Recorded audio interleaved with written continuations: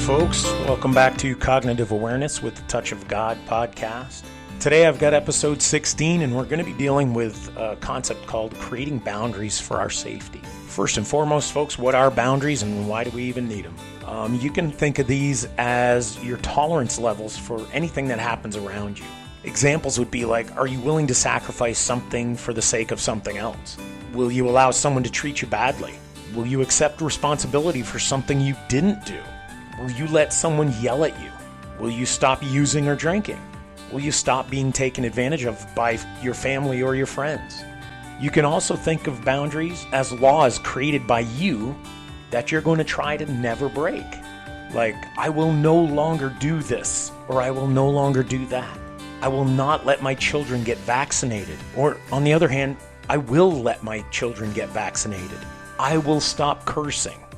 Now, in order to be safe, you need to know what your boundaries are. And to stay safe, you also need to know how they can grow as you change. Something to consider when you're making your boundaries, you have to make them for the moments and the life that you're in right now, not where you're going to be 10 years from now, or not where you were 5 years ago. So as we become healthier, our boundaries may require slight adjustments in order to work with our new life. A boundary that we used when we were recovering may not be required anymore when we're in a healthy state. And a boundary we used when we were in our dark night of the soul or your dark place is most likely not necessary as we become healed and healthy people. Well, why do you need boundaries? Real simple, guys. If you had stronger boundaries in your life, you wouldn't be here listening to me right now trying to figure them out. As we fumble through our daily hardships, those struggles and those tough situations that we get into, we need a desire to not experience those same things over and over again. We need to set boundaries that we're not willing to break. Think of it this way. It's kind of like promising yourself that you will no longer do something, or you will no longer react a certain way or be treated a certain way ever again. Some examples of when we need boundaries is real simple. It could be every day. It could be several times a day. Anytime we feel anxieties or stresses. Anytime we believe we're being pushed into doing something we don't want to do. When we look to spend money frivolously when we're struggling financially. Or maybe we're at the car mechanic and struggling and we're having our car looked at and we feel like we might be taken advantage of. Or how about when you're tired from a long day's work or just a long day in general and someone asks you to go out late? How about when you're driving and you know traffic's going to be terrible and it's something that you have to learn to deal with? Or when you're deciding what to eat and not wanting to indulge, or, for me it's like buy 2 Ben & Jerry's pints but only eat one at a time. When your family asks you to visit, knowing that you struggle when you hear them talk about you. Those are great examples of when we need boundaries. The next part, guys, is how do we create these boundaries? How are they created? So I'm going to suggest some variation of these 10 steps that I'm going to list for you. You can basically come up with which one's most important for you and all of that. I'm just going to run through them so that you have a good idea.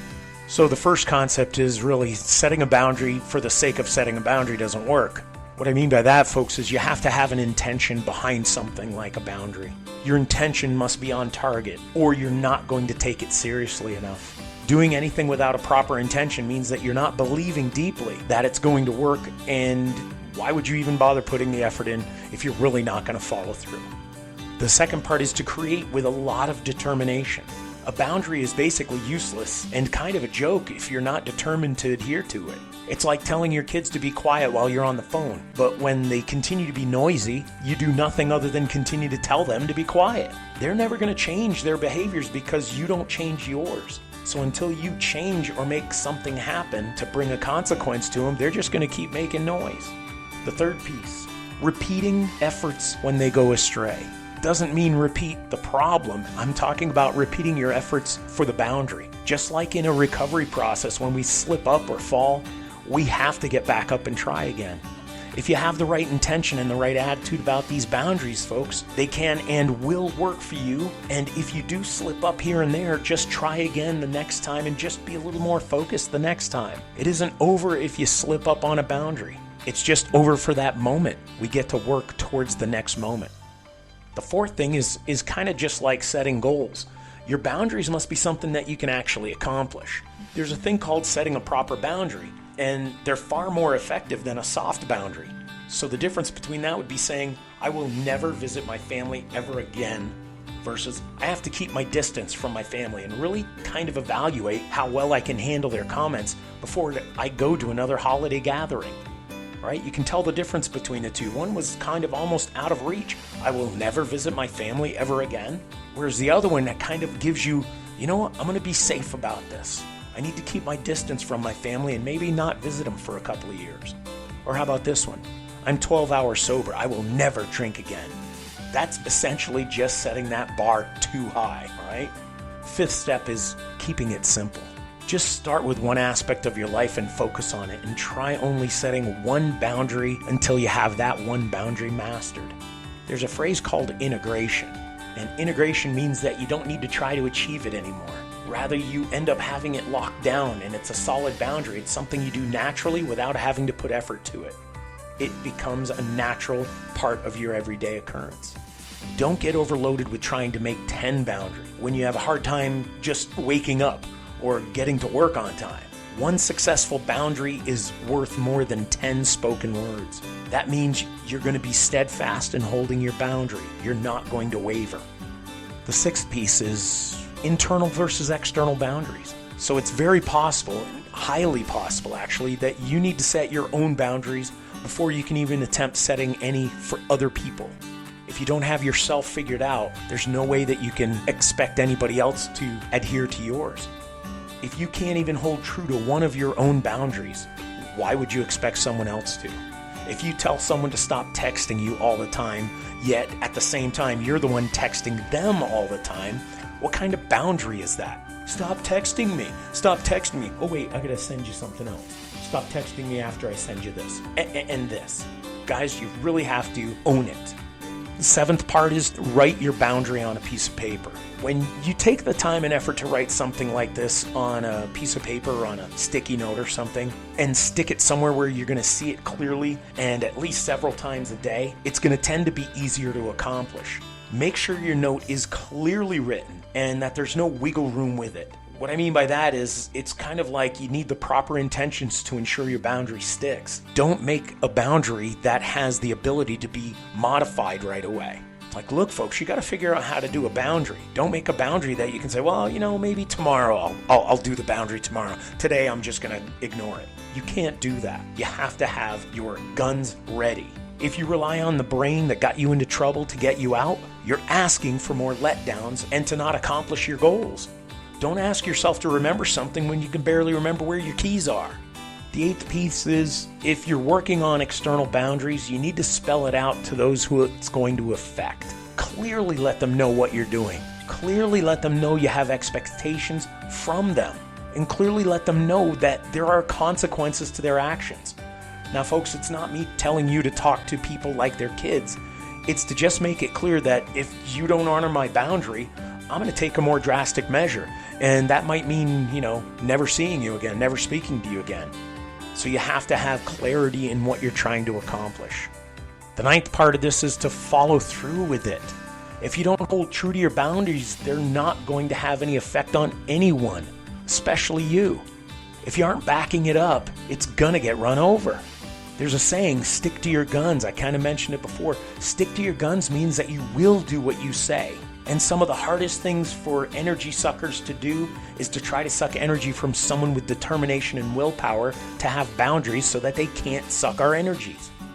The 10th piece is probably one of the hardest ones to deal with or to understand and accept.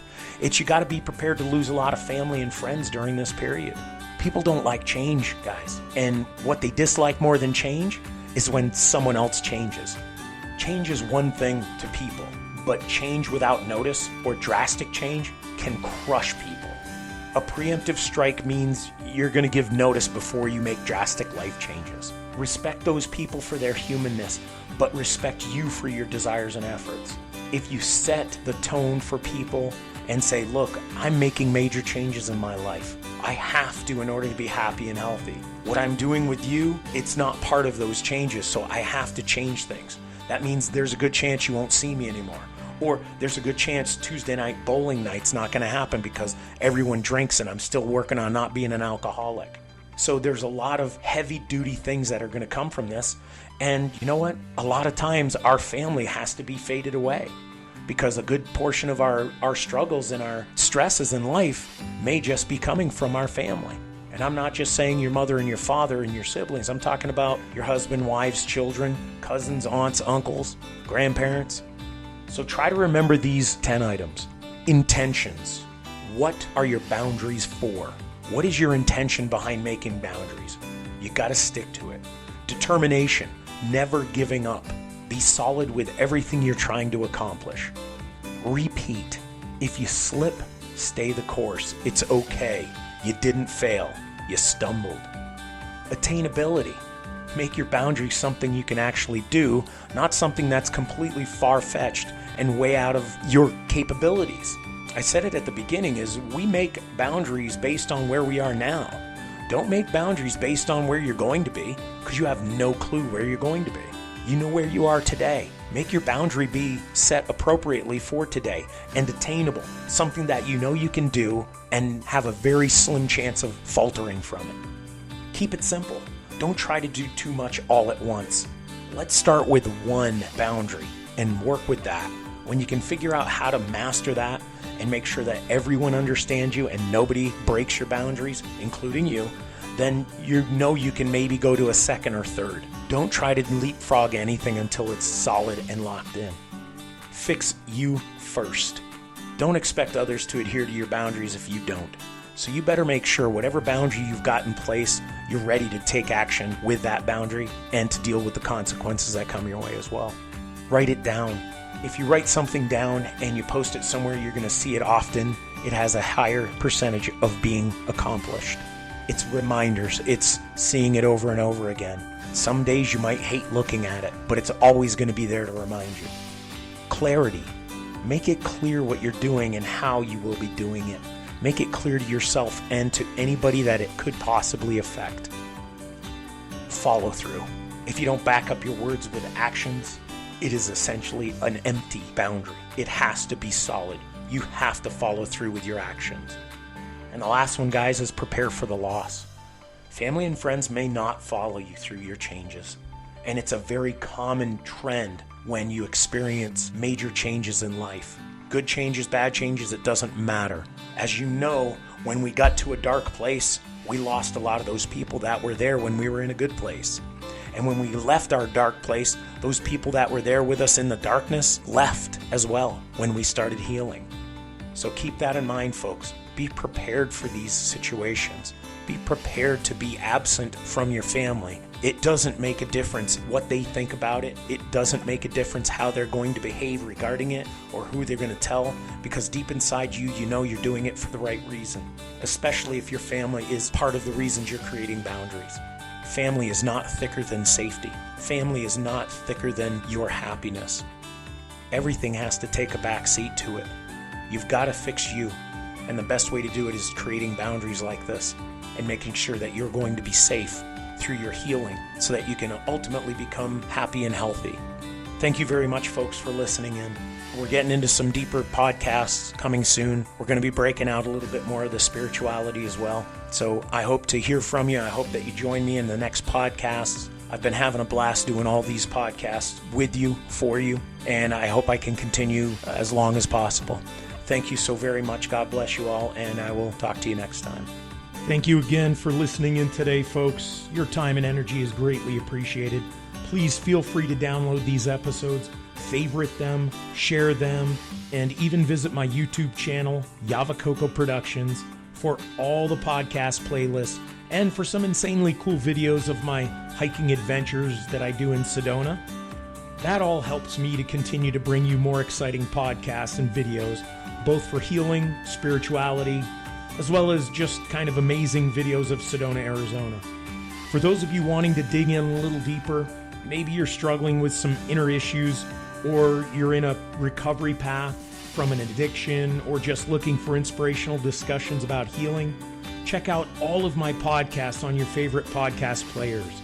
Titles like Path to Recovery Podcast, Cognitive Awareness with a Touch of God Podcast, Bear Clan's Hiking Sedona Podcast, And yes, I even have one called Star Wars, The Bear Awakens podcast. We are here to help you. And what we're trying to do is offer you things that can help you for free. Plus, there's entertainment involved with a lot of these anyway. So thank you again, folks. God bless you, and I hope to see you on the rocks.